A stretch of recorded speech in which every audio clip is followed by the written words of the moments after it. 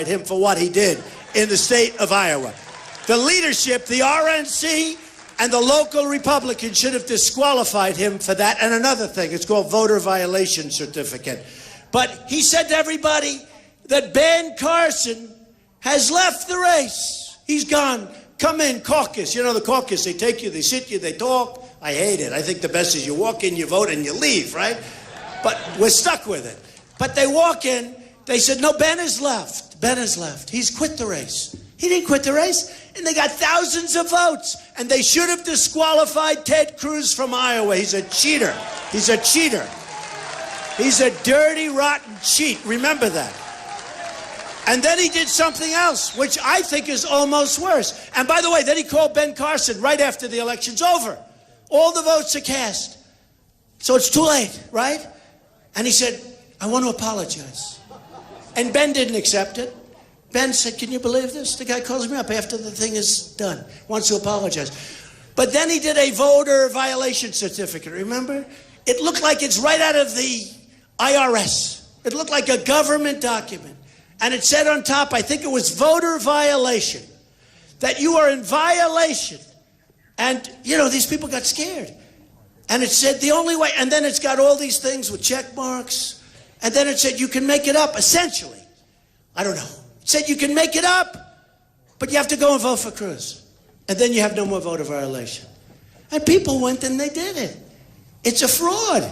And he said, oh, I didn't know about it.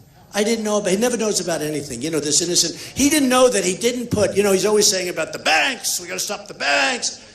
So with his personal financial disclosure form, he forgot to put that he borrowed $1 million at almost no interest, the lowest rate you've ever seen. Anybody in this room would be very proud of that, Rick, because he's a U.S. Senator. That's all it is.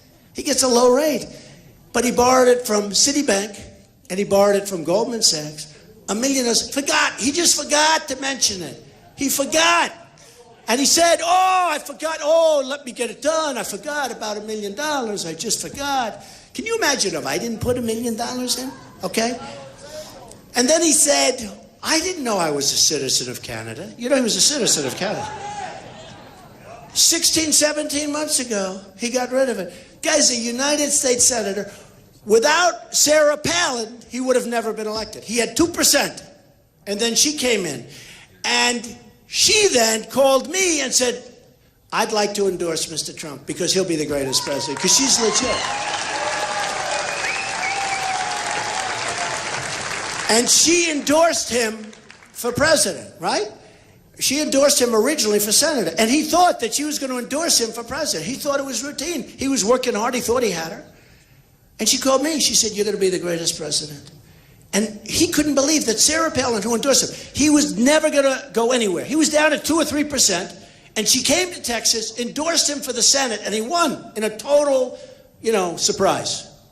And then he thought that Sarah Palin would endorse him for president, and she endorsed me. In fact, she just left. A lot of people saw her. She's great. She's great. And then Senator Ted Sessions, who he talked about, one of the most respected people in the Senate, he's in every speech that Ted Cruz made. Senator Sessions, right? Jeff Sessions, the senator from Alabama, a phenomenal guy, incredible on security, incredible on justice, incredible, a truly amazing guy. So Ted thought it was routine. He thought he was friends, and they probably are. But Sessions knows that this is not a good person, and he knows that, you know, for the fact that he stands on the floor of the Senate and he filibusters for a day and a half.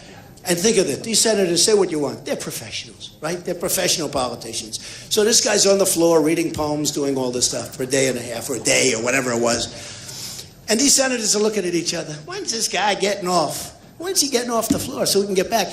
I mean, he hasn't done a thing. So now he's got this great con job going, and he's got your governor, and your governor, who, by the way, tomorrow I'm bringing a plaque. Your governor gave me a beautiful plaque because I supported your governor. But your governor can't, I never asked him for his endorsement because I beat him so badly when he ran for president. Remember, he was going to win. They were all going to win. Jeb was going to win. Marco was going to win. They were all going to win. Isn't it nice to have somebody that knows how to win? Isn't that nice? They were all going to win. But your governor has not done. You're in the middle of the pack in your surrounding areas, in your surrounding states. You're middle of the pack. You're losing a lot of jobs to other countries, but that's, standard for the United States because we have no leadership in Washington. And I'm going to do a great job. Let me just tell you one thing. How many of you have heard the snake? Because everyone goes crazy. They love it. Did you ever hear the snake?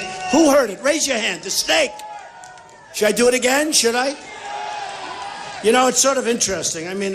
So Club for Growth, don't believe, I'll give you don't believe Club for Growth, go out and vote, do all these things, but I'm going to go into the whole thing with the snake. And here's what this is.